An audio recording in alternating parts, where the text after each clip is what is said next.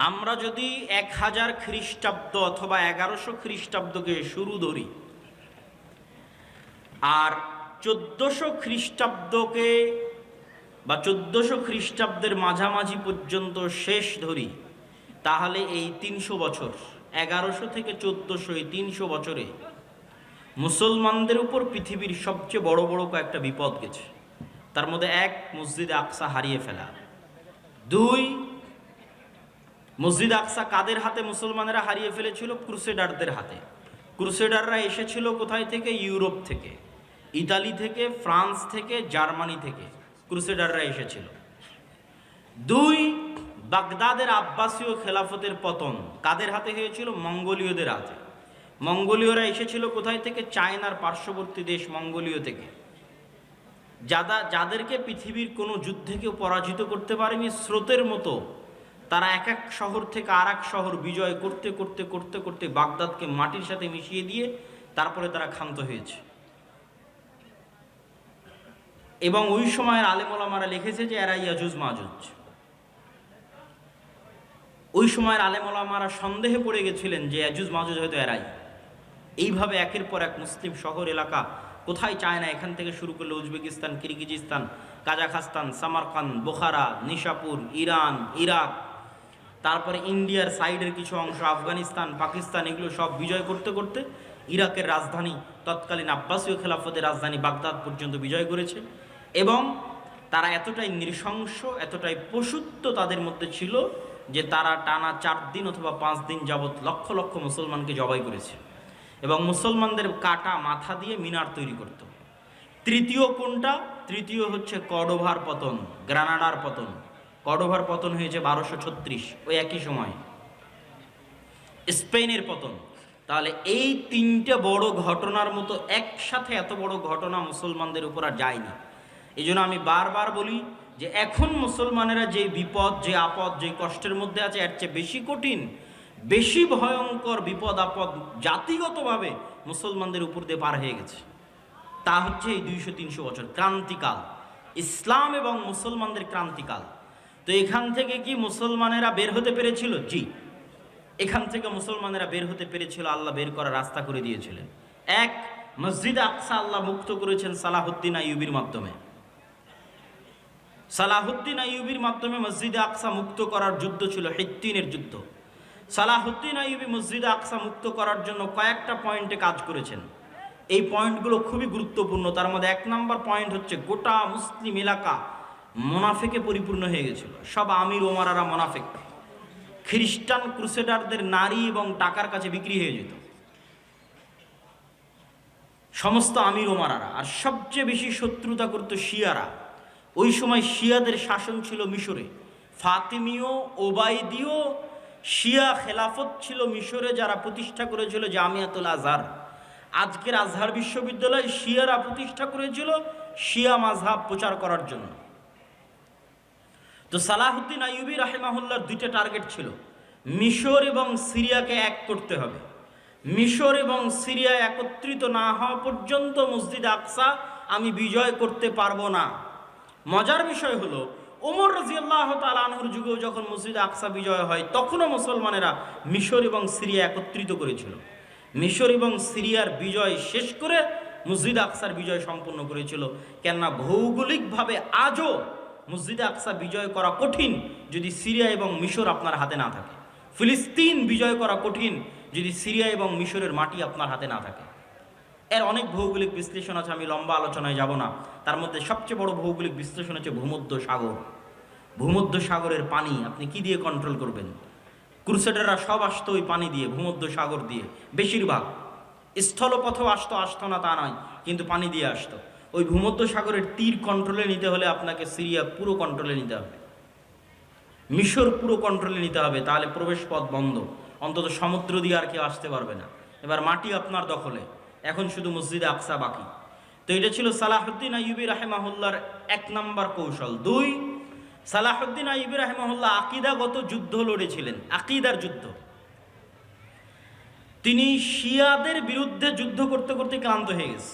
যত বেশি মুসলমানদের বিরুদ্ধে সালাহুদ্দিন আইয়ুবী যুদ্ধ করেছিলেন, মুসলিম শাসক এবং মুনাফিকদের বিরুদ্ধে, তত যুদ্ধ উনি ক্রুসেডারদের সাথেও লড়েননি। তত যুদ্ধ উনি এই খ্রিস্টানদের সাথেও লড়েননি।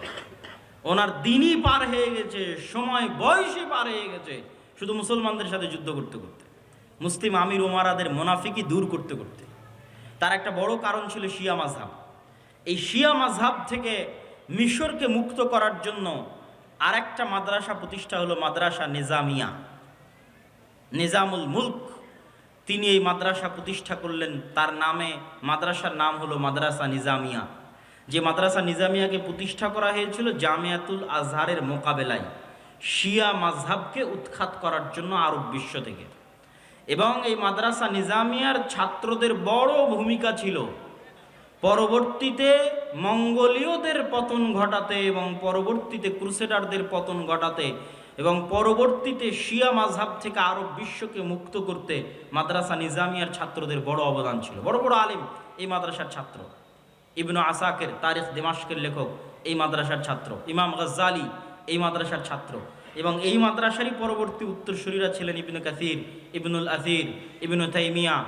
তাদের যুগের যারা, তারা আরও পরে এসেছেন, কিন্তু তার আগের যখন মাদ্রাসা প্রতিষ্ঠা হয় তখনকার কথা বলছি, সম্মানিত উপস্থিতি। তারপরে সালাহুদ্দিন আইয়ুবী রাহিমাহুল্লাহ মিশর বিজয় করার পর জামিয়াতুল আজহার থেকে শিয়া মাযহাবকে চিরদিনের জন্য নিষিদ্ধ করে দিলেন। এবং আজ পর্যন্ত, এখন পর্যন্ত মিশরে আর পরবর্তীতে শিয়া মাযহাব প্রবেশ করতে পারেনি, এবং জামিয়াতুল আজহার বা আজহার বিশ্ববিদ্যালয়ে শিয়া মাযহাব প্রবেশ করতে পারেনি। তারপরে এবার যখন তিনি জেরুজালেম বিজয়ের জন্য অভিযান শুরু করলেন, তখন সবচেয়ে বড় যুদ্ধটা হয়েছিল হিত্তিনের প্রান্তরে। আর ইউরোপ থেকে যারা এসেছিল, ইউরোপ হচ্ছে সব শীতকালীন দেশ, শীতকালীন কান্ট্রি। মুসলমানেরা শীতকালীন এরিয়া বিজয় করতে পারত না। স্পেন পর্যন্ত গিয়ে শেষ। স্পেনের সাথে লাগানো ফ্রান্স, স্পেনের সাথে লাগানো সীমানা ইতালির, ইতালি ফ্রান্স মুসলমানেরা বিজয় করতে পারেনি। তার সবচেয়ে বড় কারণ ছিল বরফ এবং শীত। তার পরবর্তীতে নৈতিক এবং চারিত্রিক অধঃপতন তো আছে। তারপর আজীবন ইস্তাম্বুল মুসলমানেরা বিজয় করতে পারেনি, কনস্টান্টিনোপল তখনও অবিজিত। যখনকার ঘটনা বলছি তখনও বিজয় হয়নি। এটা আমি আসবো ধীরে ধীরে এবং আমার বক্তব্য শেষের দিকে নিয়ে যাব। তাহলে কি হলো, সালাহুদ্দিন আইয়ুবী হিত্তিনের প্রান্তরে যুদ্ধ করছেন কাদের সাথে? যারা ওই সমস্ত এলাকা থেকে এসছে যেগুলোতে -ডিগ্রির শীত। তো এই জন্য সালাহুদ্দিন আইয়ুবী ওদেরকে নিয়ে চলে গেলেন মরুভূমিতে। যুদ্ধে পরাজয়ের ভান করে সবকে নিয়ে গেলেন মরুভূমিতে, যেখানে পানির কোনো ব্যবস্থা নাই, মাইল 50-100 কিলোমিটারের মধ্যে। আর চারিদিকে আগুন জ্বালিয়ে দিয়ে ব্যবস্থা করলেন গরমের, তাপের। যুদ্ধ ছিল জুন জুলাইয়ের মৌসুম। উপরে সূর্যের তাপ, নিচে মরুভূমির তাপ, আর চারিদিকে আগুনের তাপ। এই তাপ সহ্য করার জন্মগত ক্ষমতা আরবদের আছে, কেননা তারা মরুভূমিতেই বড় হয়েছে। আর যারা ক্রুসেডাররা এসেছে তারা সব এসেছিল শীত দেশ থেকে। এই জন্য গরমে গায়ের সব বর্ম, লোহার বর্ম তারা খুলে ফেলতে বাধ্য হয় এবং যুদ্ধে তাদের পরাজয় সুনিশ্চিত হয়। তবে মজার বিষয় কি? মজার বিষয় হচ্ছে ওমর রাদিয়াল্লাহু তাআলা আনহু মসজিদ আকসা বিজয় করেছেন, এক ফোঁটা রক্ত পড়েনি। সালাহুদ্দিন আইয়ুবী মসজিদ আকসা বিজয় করেছেন, এক ফোঁটা রক্ত পড়েনি। এবং আমি বিশ্বাস করি তৃতীয়বার যখন মসজিদ আকসা বিজয় হবে তখনও এক ফোঁটা রক্ত পড়বে না। এই ধারাবাহিকতা বজায় থাকবে, আল্লাহ সুবহানাহু ওয়া তাআলা সেই ব্যবস্থা করে দিবেন, এটা বিশ্বাস করি অন্তর থেকে ইনশাআল্লাহ। সম্মানিত উপস্থিতি, তাহলে একটা গেল আল্লাহ সালাহুদ্দিন আইয়ুবীর মাধ্যমে মসজিদ আকসা বিজয় করলেন। আর একটা হচ্ছে আইনে জালুতের যুদ্ধ। মঙ্গোলীয়রা বাগদাদের পতন ঘটিয়ে এগিয়ে যাচ্ছে। তিনটা মসজিদ একত্রে তাদের দখলে চলে আসবে। জেরুজালেম দখলে আসবে, মক্কায় দখলে আসবে, মদিনা দখলে আসবে। তিনটা মসজিদকে বাঁচানোর মতো ওই সময় আর কোনো শক্তিশালী শাসক ছিল না, মামলুক, মিশরের মামলুকরা ছাড়া। সালাহুদ্দিন আইয়ুবীর পরপরই 50-100 বছরের মাথায় মঙ্গোলীয়দের এই ঘটনাগুলো। তখন মামলুকদের বাদশা ছিল সাইফুদ্দিন কুতজ, জাহিরুদ্দিন আল বেরবাস। তাদের সাথে যুদ্ধে সর্বপ্রথম মঙ্গোলীয়রা পরাজয় ঘটে। তাহলে একদিকে জেরুজালেম উদ্ধার হলো, মঙ্গোলীয়দের পরাজয় হলো। পরবর্তীতে মঙ্গোলীয়দের কি হলো? পরবর্তীতে মঙ্গোলীয়রা নিজেরাই ইসলাম গ্রহণ করে নিল। এই জন্য আজকে যত পাকিস্তান, ইন্ডিয়াতে খান দেখেন, মুসলমানেরা সব খান, এরা সব হচ্ছে মঙ্গোলীয়দের বংশধর। মঙ্গোলীয়রা পরবর্তীতে সব ইসলাম গ্রহণ করে নিয়েছিল। তার সবচেয়ে বড় কারণ ছিল মঙ্গোলীয়রা ছিল অশিক্ষিত, মূর্খ, অসভ্য।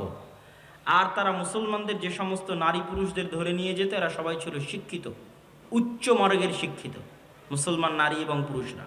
তাদের সাথে বিবাহ বন্ধনে আবদ্ধ হওয়ায় ধীরে ধীরে ধীরে ধীরে তাদের পরবর্তী জেনারেশন ইসলাম গ্রহণ করে ফেলে। আর ক্রুসেডাররা কি হলো? ক্রুসেডাররা ফিরে চলে গেল ইউরোপে এবং আজ অবধি তারা ক্রুসেড চালাচ্ছে, চলছেই ক্রুসেড। আচ্ছা, এই দুইটা সংকট কাটিয়ে উঠে মুসলমানদের কোনো অর্জন আছে? আছে। স্পেন মুসলমানেরা ফিরে পায়নি, কিন্তু স্পেনের পরিবর্তে আল্লাহ মুসলমানদেরকে এরপরই স্পেনের পরিবর্তে আল্লাহ মুসলমানদের এই দীর্ঘদিন যাবৎ মুসলমানেরা কুস্তুনতুনিয়া বিজয় করতে পারে না। কুস্তুনতুনিয়া বিজয়ের ইতিহাস পড়ে দেখেন, কত শত শত সাহাবি, আল্লাহর তাবি, সাহাবিদের তাবি তাবে তাবি এই কুস্তুনতুনিয়া যুদ্ধে শহীদ হয়েছে। যত চেষ্টা করেছে পারেনি। আবু আইয়ুব আল আনসারী রাদিয়াল্লাহু তাআলা আনহু এই কুস্তুনতুনিয়া বিজয় করতে এসে শহীদ হয়ে গেছে। এই কুস্তুনতুনিয়া বিজয়ের তৌফিক আল্লাহ দিলেন কখন? ক্রুসেডারদের হাতে মসজিদে আকসা হারানোর পরে, আবার মসজিদে আকসা ফিরে পাওয়ার পরে। মঙ্গোলীয়দের হাতে মুসলমানদেরকে চরম শাস্তি এবং আযাব দেওয়ানোর পরে, আবার মঙ্গোলীয়দের হাত থেকে সে আযাব এবং শাস্তি থেকে মুক্তি দেওয়ার পরে। আর স্পেনের গ্রানাডা এবং কর্ডোভার পতনের পরে মুসলমানেরা ইস্তাম্বুল বা আজকের তুরস্ক বিজয় করে, মুহাম্মদ আল ফাতেহ, এবং উসমানীয় খেলাফতের কায়েম হয়। এবং উসমানীয় খেলাফত আমলে মুসলমানদের শান শওকত, শক্তি সামর্থ্য বহাল ছিল। আমি আগেই বলেছি মুসলমানদের রাজনৈতিক বিজয়ের চিহ্ন কি? মসজিদ আকসা আপনার হাতে আছে কিনা? উসমানীয়দের হাতে মসজিদ আকসা ছিল। তারা মসজিদে আকসায় কোনো ইহুদিকে জমি ক্রয়ের পর্যন্ত সুযোগ দেয়নি উসমানীয়রা। কেন? ইহুদিদের ব্রেন ছিল খুব শার্প। তারা আগে জমি ক্রয় করে সেখানে তাদের বসতি স্থাপন করতে চাচ্ছিল উসমানীয় খেলাফতের শেষ আমলে। আজ আমরা এই বিপদে কেন? আজ আমরা এই বিপদে আছি তার সবচেয়ে মূল কারণ হচ্ছে ঔপনিবেশিক শাসন আমল, কলোনিয়াল সিস্টেম। পৃথিবীর প্রায় সব মুসলিম দেশই, দুই একটা বাদ দিয়ে প্রায় সব মুসলিম দেশই ইস্তেমার, আরবিতে বলে ইস্তেমার, বাংলায় বলে উপনিবেশ, ইংরেজিতে বলে কলোনি। প্রায় সব মুসলিম দেশই ইউরোপের কোনো না কোনো দেশের কলোনি ছিল নিকট অতীতে। এটা হচ্ছে আমাদের উসমানীয় খেলাফতের পতনকাল থেকে নিয়ে আজ পর্যন্ত এই 150, 200, 300 বছরে, মানে আমরা যে জেনারেশন এখন অবস্থান করছি, এটার লাস্ট 200 বছর বা 250 বছর পৃথিবীর কোনো না কোনো মুসলিম দেশ, কোনো না কোনো ইউরোপিয়ান কান্ট্রির কলোনি ছিল। আমরাও 1947-এর আগ পর্যন্ত ব্রিটিশের কলোনি ছিলাম। তো 1947 তো ভাই এই কয়দিন আগের কথা। অনেকের দাদাও এখনও জীবিত আছে যারা 47 দেখেছে, এখনও জীবিত আছে। তো 47 তো কালকের কথা। তো 47-এর আগ পর্যন্ত আমরা ব্রিটিশদের গোলাম ছিলাম।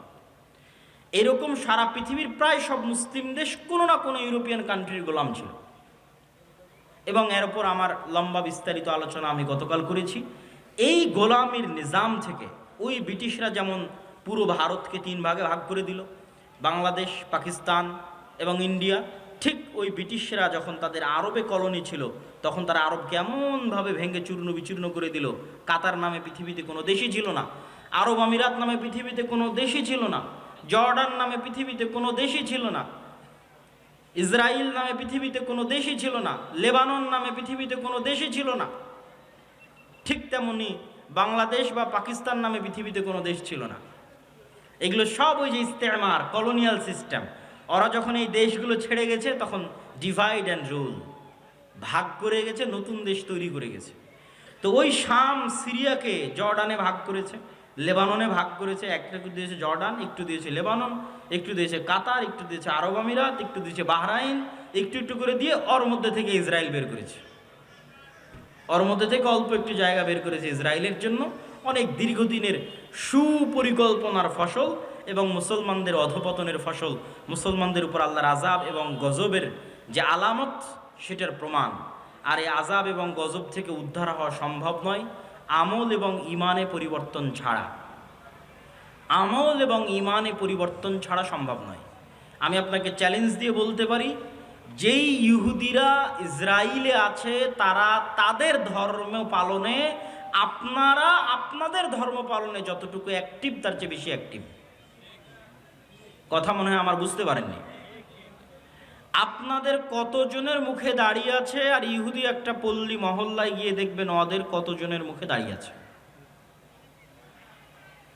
ইহুদিরা সারা পৃথিবীর মানুষকে চায় যে তারা খারাপ থাকুক, কিন্তু তারা নিজেরা ভালো থাকবে।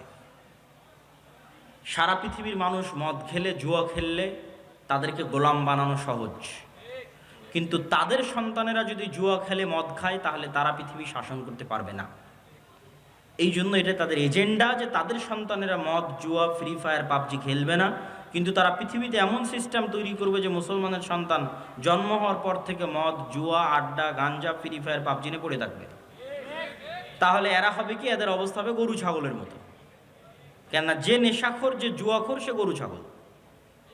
তার পৃথিবীতে কেন, বাড়ি, দেশে কেন, এলাকায় কেন, বাড়িতে পর্যন্ত শাসন ক্ষমতা কায়েম করতে পারবে না।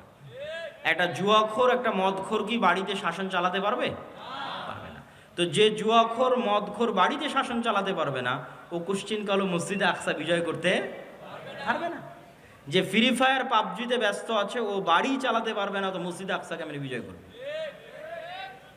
তো কিন্তু ইহুদিরা তাদের সন্তানকে জন্মের পর থেকে বলবে পড়ো পড়ো পড়ো পড়ো, জ্ঞান অর্জন করো, বড় হও, পৃথিবী শাসন করতে হবে, অস্ত্র বানাও, জ্ঞান বিজ্ঞানে ব্যস্ত থাকো, আর গোটা আরব বিশ্বকে ব্যস্ত রাখো পর্যটন আর বিনোদনে, দুবাই আর কাতারকে ব্যস্ত রাখো ফুটবল বিশ্বকাপে।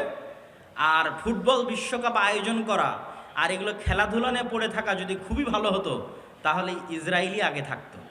কথা বুঝতে পেরেছেন? ইসরায়েল কিসে সবার আগে? অস্ত্র বানাও, অস্ত্র কিনো, এটাতে সবার আগে, জ্ঞান বিজ্ঞানে সবার আগে।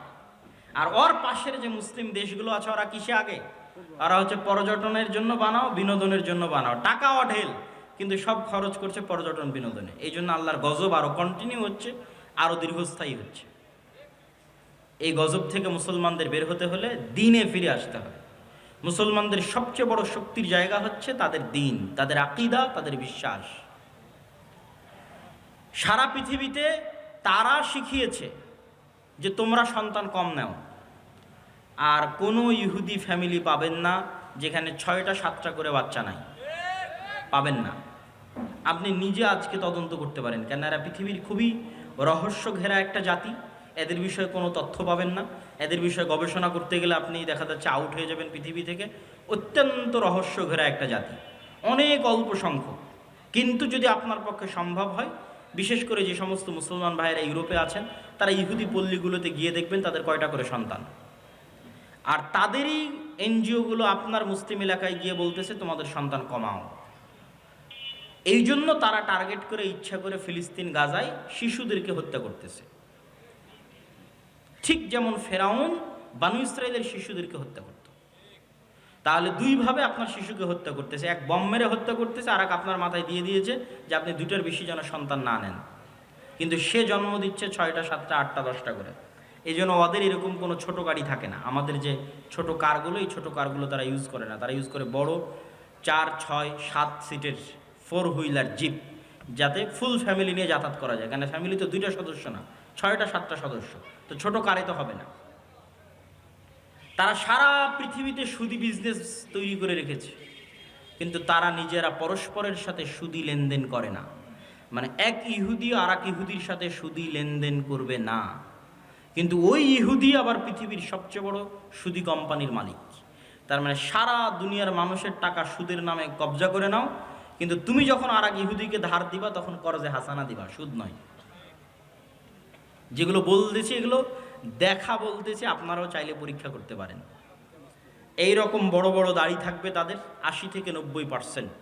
3 ওয়াক্ত সালাত আদায় করবে, তাদের মসজিদের নাম সিনাগগ। 3 ওয়াক্ত সালাতের জন্য মসজিদে যাবে, এবং এরকম লম্বা দাড়ির সাথে যাবে। তাহলে তাদের সাথে আমাদের শত্রুতা কি? আমাদের আকীদা বিশ্বাসে কিন্তু অনেক মিল আছে। খ্রিস্টানেরাও অপেক্ষায় আছে একজন মাসিহ আসবে, ইহুদিরা অপেক্ষায় আছে একজন মাসিহ আসবে, আমরাও অপেক্ষায় আছে একজন মাসিহ আসবে। তাহলে আকীদায় মিল হলো না ভাই? আকীদায় মিল আছে। আর মাসিহ তো আসবেই, ঈসা মাসিহ। কিন্তু কার জন্য উদ্ধারকারী হয়ে আসবেন সেটাই হলো প্রশ্ন। খ্রিস্টানদের জন্য উদ্ধারকারী হয়ে আসবেন, না মুসলমানদের জন্য উদ্ধারকারী হয়ে আসবেন, না ইহুদিদের জন্য উদ্ধারকারী হয়ে আসবেন? কোরআন এবং হাদিস বলছে মাসিহ আসবে 2টা, একটা মাসিহ আদ-দাজ্জাল আর একটা ঈসা মাসিহ। মাসিহ আদ-দাজ্জাল হবে ইহুদিদের উদ্ধারকারী, আর ঈসা আলাইহিস সালাতু ওয়াস সালাম হবেন মুসলমানদের উদ্ধারকারী। সম্মানিত উপস্থিতি, এরকম আকীদা বিশ্বাসে আরও মিল আছে। তারাও এক, পৃথিবীতে এক আল্লাহর ইবাদত করে, মানে আল্লাহর একত্ববাদে বিশ্বাস করে সামান্যতম হলেও। তাদের মধ্যেও শিরক আছে, কিন্তু যেমন আমাদের ব্রেলভী ভাইয়েরা যেমন তাদের মধ্যে শিরক থাকলেও তারা এক আল্লাহ বিশ্বাস করে, এরকম এক আল্লাহ বিশ্বাস করে। দিনের মধ্যে একটা দিন হচ্ছে ইহুদি দিন।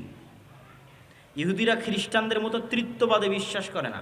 খ্রিস্টানরা কিন্তু 3টে দিনে বিশ্বাস করে, 3টে রব বা খোদায় বিশ্বাস করে, তারা একটাই বিশ্বাস করে। মুসলমানেরাও একটাই বিশ্বাস করে। তাহলে শত্রুতা কোথায়? শত্রুতা আমাদের পক্ষ থেকে নয়। মুসলমানেরা কোনো দিনই জাতিগতভাবে ইহুদিদের সাথে শত্রুতা করে। তাআলা আনহুকে খ্রিস্টান পাদ্রীরা জোর করে লিখিয়েছে চুক্তির মধ্যে, যে আপনি লেখেন চুক্তিতে যে জেরুজালেমে আপনি কোনো ইহুদিকে বসবাস করতে দিবেন না। ওমর রাদিয়াল্লাহু তাআলা নিজে থেকে বলেইনি কখনো। ওমর রাদিয়াল্লাহু তাআলা বরং তাদের সাথে এটা বলে রেখেছে যে তোমরা যত কড়া করে বলতেছে এত কড়া করে তো করা ঠিক হবে না। তারা চাচ্ছিল, পাদ্রীরা চাচ্ছিল যে কোনো ইহুদি যেন আসতেই না পারে, এবং তারা আসতে দিত না। ঈসা আলাইহিস সালাতু ওয়াস সালামের মৃত্যুর পর থেকে নিয়ে ওমর রাদিয়াল্লাহু তাআলার মসজিদ আকসা বিজয়ের আগ পর্যন্ত খ্রিস্টানরা কোনো ইহুদিকে জেরুজালেমে প্রবেশ করতে দিত না। তো ওমর রাদিয়াল্লাহু তাআলা বলছে এত বড় অমানবিক আইন আমি কিভাবে বাস্তবায়ন করতে পারি? তখন খ্রিস্টানরা বলল ঠিক আছে, আপনি যদি এত বড় আইনকে অমানবিক বলেন তাহলে এতটুকু অন্তত আমাদের কনফার্মেশন দেন যে আপনি এই জেরুজালেমে ইহুদিদের স্থায়ী বসবাস করতে দিবেন না। আসুক, এসে মসজিদ আকসা দেখে ঘুরে চলে যাক, তাদের পবিত্র জায়গা যেগুলো আছে সেগুলো দেখে ফেরত চলে যাক। ওমর রাদিয়াল্লাহু তাআলা বললেন ঠিক আছে। ইহুদিদের সাথে জাতিগত বিদ্বেষ কখনই মুসলমানেরা করে। ইহুদি লেখকরা লিখে গেছে যে তাদের যে পুরো জাতির হিস্ট্রি, এই হিস্ট্রির মধ্যে তাদের সবচেয়ে স্বর্ণযুগ ছিল স্পেন। স্পেনে যখন মুসলমানদের শাসন ছিল তখন সারা পৃথিবীর নির্যাতিত অত্যাচারিত ইহুদিরা স্পেনে এসে আশ্রয় নিয়েছিল, আর মুসলিম বাদশাহ শাসকরা তাদের আশ্রয় দিয়েছিল, মানবিক কারণে আশ্রয় দিয়েছিল। কেন সারা পৃথিবীতে খ্রিস্টানরা তাদের উপর অত্যাচার করতো, জুলুম করত, আর এটা তাদের উপর আল্লাহ গাজাব এবং গজব হিসেবে কোরআনে লিখে রেখেছেন যে এটা তাদের জন্য আযাব এবং গজব, যে তাদের কোনো দেশ হবে না আলাদা, স্বাধীন কোনো দেশ তাদের জন্য হবে না। তো এই জন্য জাতিগত বিদ্বেষ আপনি মুসলমানদের থেকে পাবেনই না। তাহলে সমস্যা তাদের পক্ষ থেকে, তাদের অন্তরে এটা চরম আকারে সুপারিয়রিটি। পৃথিবীর সবচেয়ে ভয়ঙ্কর দুইটা জাতি সুপারিয়রিটিতে বিশ্বাস করে, একটা হিন্দুদের মধ্যে ব্রাহ্মণ, আর একটা হচ্ছে ইহুদি। চরম আকারের সুপারিয়রিটিতে বিশ্বাস করে যে আমরা ডাইরেক্ট খোদার সন্তান, নাউজুবিল্লাহ, আল্লাহর সন্তান। ব্রাহ্মণেরা বিশ্বাস করে আমরা আল্লাহর মাথা থেকে তৈরি হয়েছে, ওরা বিশ্বাস করে আমরা আল্লাহর সন্তান। পৃথিবীতে আমরা বাদের যারা আছে সব আমাদের গোলাম, সবার বউ আমাদের জন্য হালাল, সবার ছেলে মেয়েকে জবাই করাও আমাদের জন্য হালাল, এতে আমাদের কোনো গুনাহ হবে না। কত রকমের এক্সট্রিম লেভেলের সুপারিয়রিটিতে তারা বিশ্বাস করে। এই সুপারিয়রিটির জায়গায় সবচেয়ে বড় আঘাত, সবচেয়ে বড় ধাক্কা দিয়েছে মুহাম্মদ সাল্লাল্লাহু আলাইহি ওয়াসাল্লাম। কি জন্য? তাদের এই সুপারিয়রিটির দাবির ভিত্তি হচ্ছে তারা ইব্রাহিমের সন্তান ইসহাকের বংশধর, এটাই দাবির ভিত্তি। তো মুহাম্মদ সাল্লাল্লাহু আলাইহি ওয়াসাল্লাম এসে দাবি করলেন আমি ইব্রাহিমের আর এক সন্তান ইসমাইলের বংশধর। এই জায়গায় হলো বংশগত দিক থেকে সবচেয়ে বড় অ্যাটাক, যে আমরা যেই রক্তের হওয়ার কারণে ফাখর করি, অহংকার করি, গর্ব করি, আল্লাহ শেষ নবী আমাদের বাইরে ওই রক্তের মধ্যে ইব্রাহিমের আর এক সন্তান ইসমাইলের মধ্যে দিয়ে দিলেন, ইসমাইল আলাইহিস সালাতু ওয়াস সালামের মধ্যে। তাহলে তাদের সুপারিয়রিটিতে সবচেয়ে বড় আঘাত হানলেন কে? মুহাম্মদ সাল্লাল্লাহু আলাইহি ওয়াসাল্লাম, যে তোমাদের সুপারিয়রিটি এখন থেকে শেষ, তোমাদের বানু ইসরাইলের জন্য আল্লাহর যা রহমত বরকতের ঘোষণা ছিল সব টোটালি অফ। এখন রহমত এবং বরকত যা হবে সব উম্মতে মুহাম্মাদির জন্য। ইব্রাহিম আলাইহিস সালাতু ওয়াস সালামের সন্তান ইসমাইল, এবং আল্লাহ নবী দোয়া করলেন আল্লাহুম্মা সাল্লি আলা মুহাম্মাদ ওয়া আলা আলি মুহাম্মাদ কামা সাল্লাইতা আলা ইব্রাহিম ওয়া আলা আলি ইব্রাহিম। হে আল্লাহ, মুহাম্মদ সাল্লাল্লাহু আলাইহি ওয়াসাল্লাম এবং তার পরিবারের উপর ওই রকম রহমত বরকত নাজিল করুন যেমন ইব্রাহিমের পরিবারের উপর নাজিল করেছিলেন। আল্লাহুম্মা আমিন। আমরা দরুদে সেটা পড়ি সব সময়। তাহলে তাদের সুপারিয়রিটিতে সবচেয়ে বড় আঘাত দিলেন মুহাম্মদ সাল্লাল্লাহু আলাইহি ওয়াসাল্লাম। এই জন্য মুহাম্মদ সাল্লাল্লাহু আলাইহি ওয়াসাল্লামকে এইভাবে হত্যার চেষ্টা মক্কার কুরাইশরাও করেনি যেভাবে তারা করেছে, কেন এটা তাদের ইগোতে আঘাত করেছে। আজও তারা বানু ইসমাইলের সন্তানদেরকে হত্যা করতেছে এই একটা কারণেই, যে তাদের সুপারিয়রিটির জন্য সবচেয়ে বড় চ্যালেঞ্জ হচ্ছে ইসলাম এবং মুসলমানরা। কেন তারা যে মিল্লাতে ইব্রাহিমের দাবি করে ওই মিল্লাতে ইব্রাহিমের যোগ্য এবং সত্য দাবিদার, যোগ্য এবং সত্য উত্তরসূরি হচ্ছে মুহাম্মদ সাল্লাল্লাহু আলাইহি ওয়াসাল্লাম এবং তার অনুসারীরা। এবং তাদের ধর্মগ্রন্থে লেখা আছে যে ইব্রাহিম আলাইহিস সালাতু ওয়াস সালামের আর এক স্ত্রী হাজেরা এবং হাজেরার সন্তান ইসমাইলকে মক্কায় রেখে আসা হয়েছে। তাদের ধর্মগ্রন্থে লেখা আছে তোমাদের ভাইদের মধ্যে আল্লাহ শেষ নবী পাঠাবে। ওরা মনে করে আছে আমাদের ভাইদের মধ্যে মানে ইব্রাহিম আলাইহিস সালামের দুই সন্তানও তো পরস্পরে ভাই, ভাই না ভাই না? ইসহাক এবং ইসমাইল পরস্পরে ভাই না ভাই না? ভাই। তারা মনে করে আছে যে ইয়াকুব আলাইহিস সালামের 12 সন্তান, আমরা পরস্পরে ভাই, আমাদের মধ্যে থেকে আল্লাহ শেষ নবী পাঠাবেন, এই অপেক্ষায় তারা আছে। কিন্তু আল্লাহ সুবহানাহু ওয়া তাআলা তাদের ভাইদের মধ্যেই শেষ নবী পাঠিয়েছেন, সেটা তাদের আদি ভাই ইয়াকুবের পিতা ইসহাক, ইসহাক আলাইহিস সালাতু ওয়াস সালামের রক্তের ভাই ইসমাইল আলাইহিস সালাতু ওয়াস সালামের বংশে আল্লাহ সুবহানাহু ওয়া তাআলা শেষ নবী পাঠিয়েছে। সম্মানিত উপস্থিতি, এই হিংসার কারণে, এই বিদ্বেষের কারণে তারা মুসলমান এবং ইসলামদেরকে সমূলে ধ্বংস করে দিতে চায়। কেন তারা জানে তাদের পতন যদি কারো হাতে হয় মুসলমানদের হাতেই হবে। এটাই হলো সমস্যা। যেমন ফেরাউন জানতো তার পতন যদি কারো হাতে হয় বানু ইসরাইলের হাতে হবে, তারাও জানে আমাদের পতন যদি কোনোদিন কারো হাতে হয় তাহলে মুসলমানদের হাতে হবে। সম্মানিত উপস্থিতি, আমি আমার এই দীর্ঘ ঐতিহাসিক বিশ্লেষণ থেকে আপনাদের কাছে এতটুকুই আহ্বান জানাবো, দিনে ফিরে আসা ছাড়া। আপনি তাদের সাথে মোকাবেলা করবেন অথচ আপনার মধ্যে দিন নাই, তাহলে কি দিয়ে মোকাবেলা করবেন? সে তো দিনের কারণেই এটা জয় করতে এসেছে, দিনের কারণে এখানে শাসন প্রতিষ্ঠা করতে এসেছে, দিনের কারণে আপনাকে হত্যা করছে। আর আপনি দিন ছেড়ে দিয়ে তার উপর দিয়ে বিজয় লাভ করতে চাচ্ছেন, এটা ইম্পসিবল, অসম্ভব। একদল মানুষ যদি দিন পালন করে আল্লাহর উপর ভরসা করে বের হয়ে আসে তাহলে তাদের হাতে আল্লাহ সুবহানাহু ওয়া তাআলা মসজিদে আকসা বিজয় দিবেন, এটা আল্লাহর ওয়াদা। আমরা এখন পারছি না কেন? আমরা এখন গজবের অবস্থায় আছি, আযাবের অবস্থায় আছি। আল্লাহ তাদেরকে দিয়ে আমাদের উপর শাস্তি দিচ্ছে। যেমন ফেরাউনকে দিয়ে তাদেরকে শাস্তি দিয়েছিল, তাদেরকে আযাব এবং গজবের মধ্যে আল্লাহ সুবহানাহু ওয়া তাআলা নিক্ষেপ করেছিলেন। ঠিক এই যুগের ফেরাউন হচ্ছে তারা। আমরা আযাব এবং গজবের মধ্যে আছি এবং এখান থেকে উদ্ধার পেতে হলে ঈমান এবং আমল লাগবে, স্বাধীন চেতা বিশ্বাসী লাগবে, গোলামি বিশ্বাস চলবে না। আমি বলেছি আমাদের সবচেয়ে বড় সমস্যা গোলামির বিশ্বাস। মুসা আলাইহিস সালাম যদি বানু ইসরাইলের ঘর বাড়িতেই লুকিয়ে লুকিয়ে মানুষ হতেন, উনি জীবনে কোনোদিন ওই ফেরাউনের বংশের কিবতীকে এক থাপ্পড়ে হত্যা করতেন না। কেননা বানু ইসরাইলের সাথে পালিয়ে পালিয়ে মানুষ হতে হতে অন্তর ছোট হয়ে যেত। কথা আমার বুঝতে পারছেন? তো মুসা আলাইহিস সালামকে আল্লাহ মানুষ করলেন ফেরাউনের ঘরে। তো ফেরাউনের ঘরে উনি স্বাধীন চেতা হয়ে মানুষ হয়েছে, যে একটা মানুষের পূর্ণ অধিকার সুযোগ সুবিধা কি হওয়া উচিত। ওই অবস্থায় বড় হয়ে যখন দেখছে তার বংশের মানুষকে আর একজন মারছে, তখন দিয়েছে এক থাপ্পড়ে মরে গেছে। তো এক থাপ্পড় দেওয়ার জাজবা কোথায় থেকে আসলো? গোলামি মুক্ত অবস্থায় বড় হয়েছেন, এই জন্য আল্লাহ তাকে গোলামি মুক্ত অবস্থায় ফেরাউনের বাড়িতে, ফেরাউনের ঘরে বড় করেছে। আর আমরা জীবনযাপন করছি 200-250 বছর থেকে গোলামির অবস্থায়, এখনও গোলামির অবস্থায়। স্বাধীন চেতা মনোভাব আমাদের মধ্যে নাই। আমাদের চাল চরিত্র বিকৃত হয়ে গেছে, স্বভাব চরিত্র বিকৃত হয়ে গেছে। এই জন্য আমাদেরকে আমাদের দিনে ফিরে আসতে হবে, স্বাধীন চেতা মনোভাবী হতে হবে। মা এবং বোনদেরকে নিয়ত রাখতে হবে যে তারা পুত পবিত্র অবস্থায় সন্তান জন্ম দিবে আল্লাহ সুবহানাহু ওয়া তাআলার সন্তুষ্টির জন্য, আল্লাহর দ্বীনের জন্য। কখনো বেহায়াইপনা দিয়ে পুরুষ জন্ম দেওয়া সম্ভব নয়। বেহায়াই বেলেল্লাপনা দিয়ে মুজাহিদ পুরুষ জন্ম দেওয়া সম্ভব নয়। বেহায়াইর মধ্যে মেয়েলি পুরুষ জন্ম নিতে পারে। কথা আমার বুঝতে পারছেন? যখন একটা সমাজে পরিপূর্ণরূপে বেহায়াই ছড়িয়ে পড়ে তখন ওই সমাজের পুরুষরা কি হয়ে যায়? মেয়েলি পুরুষ হয়ে যায়। আমাদের সমাজে যদি বেহায়াপনা বেলেল্লাপনা বেশি ছড়িয়ে পড়ে তাহলে আমাদের মধ্যে আর পুরুষের রক্তই নাই, সব মেয়েলি পুরুষ হয়ে গেছে। এদের দিয়ে কোনোদিন জেহাদও হবে না, এদের দিয়ে মসজিদে আকসাও বিজয় হবে না। তাহলে পুরুষ জন্ম দিতে হবে। পুরুষকে জন্ম দিতে পারবে পুত পবিত্র বেহায়াপনা বেলেল্লাপনা মুক্ত অবস্থায় যে থাকবে সে পুরুষ, সিংহ, বাঘ, বীর সিংহ সালাহুদ্দিন আইয়ুবী, তারেক বিন জিয়াদের মতো সন্তান জন্ম দিতে পারবে, স্বাধীন চেতা সন্তান জন্ম দিতে পারবে, মেয়েলি পুরুষ নয়। এই জন্য পর্দার গুরুত্ব আছে ইসলামে। সম্মানিত উপস্থিতি, বক্তব্য আলোচনা করতে গেলে আরও দীর্ঘায়িত হয়ে যাবে।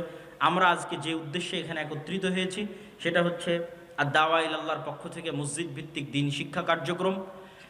আমরা 4টে জেলার 126টা মসজিদ সফর করেছি, আপনার এলাকাতেও এসেছি। আপনাদের চারঘাটে সফর করেছি, আপনাদের বাঘায় সফর করেছি, আপনাদের পুঠিয়াতে সফর করেছি। হয়তো সফরের সময় আপনারা ছিলেন না বা জানতেন না, হয়তো সেভাবে বুঝতে পারেননি, কিন্তু আমরা আমাদের মতো 126টা মসজিদ সফর শেষ করেছি। আমাদের সফরগুলো আবারও শুরু হবে ইনশাআল্লাহ। এবং 200 থেকে 250টার মতো মসজিদে আমাদের মসজিদ ভিত্তিক দিন শিক্ষা, মক্তব শিক্ষা কার্যক্রম পরিচালিত আছে। আমরা চাই যে মুসলমানের সন্তানেরা 2 থেকে 2.5% মাদ্রাসায় যায়, বাকিরা মাদ্রাসায় যায় না। তাদেরকে আজকের এই একদিনের বক্তব্য দিয়ে দিন শেখানো সম্ভব? এখানে আপনারা যতজন আছেন তাদেরকে আজকে আমি পূর্ণ দিন শিখিয়ে দিতে পারবো? পারবো না। এখানে শত শত স্কুল কলেজের ছাত্র আছে, এদেরকে আজ আধা ঘন্টা 1 ঘন্টা বক্তব্য দিয়ে কি দিনের জ্ঞান দিব? তাদেরকে দিনের জ্ঞান দিতে পারবো যদি এই অঞ্চলের সব মসজিদে দিন শিক্ষার শক্তিশালী ব্যবস্থা, মসজিদে দিন শিক্ষার ব্যবস্থা তৈরি হয়। এই জন্য প্রত্যেক মসজিদ কমিটির প্রতি আমাদের উদাত্ত আহ্বান থাকবে, আমাদের সাথে হোক, আমাদের আলাদা হোক, আমাদের সিলেবাস অন্তত রেডি। আপনি আমাদের সিলেবাসটা অন্তত আপনার মসজিদে মক্তবে চালু করুন। মক্তবগুলোকে তদারকির দায়িত্ব আমাদেরকে দিন। আপনি তদারকি করতে পারছেন না, আপনি শুধু মসজিদের ইমামের, আপনার মসজিদে যে চলমান মক্তব আছে সেই চলমান মক্তবটাই আমরা তদারকি করে চাঙ্গা করে দেব। আমাদের তদারকি করার সিস্টেম আছে, আমাদের সিলেবাসের সিস্টেম আছে, প্রশিক্ষণের সিস্টেম আছে। সুতরাং প্রত্যেক মসজিদ কমিটির প্রতি উদাত্ত আহ্বান থাকবে যে আপনারা দাওয়া ইলাল্লাহর অধীনে আপনাদের মসজিদগুলোতে মক্তব শিক্ষা, দিন শিক্ষার ব্যবস্থা করুন।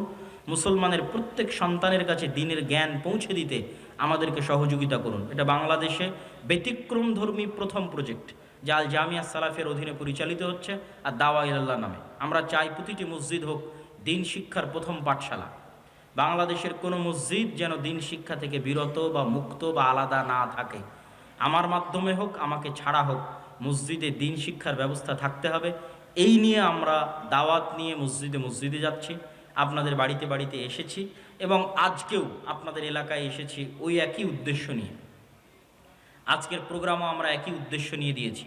সম্মানিত উপস্থিতি, তো এই মসজিদ ভিত্তিক দিন শিক্ষা কার্যক্রমকে শক্তিশালী করার লক্ষ্যে আমি আমার বক্তব্য শেষ করার পূর্বে আপনাদের কাছে উদাত্ত আহ্বান জানাই যে আপনারা যারা আজকে এই প্রোগ্রামে অংশগ্রহণ করেছেন, প্রোগ্রামের আয়োজনে হোক, এই মসজিদ ভিত্তিক দিন শিক্ষা কার্যক্রমের জন্য হোক, আপনার আল্লাহ সুবহানাহু ওয়া তাআলার সন্তুষ্টির জন্য আপনাদের অর্থনৈতিক সহযোগিতায় বৈঠকি দানে অংশগ্রহণ করবেন। 5 টাকা, 10 টাকা, 1 টাকা, 8 আনা হলেও যাতে আপনার অংশগ্রহণ মুক্ত না থাকে।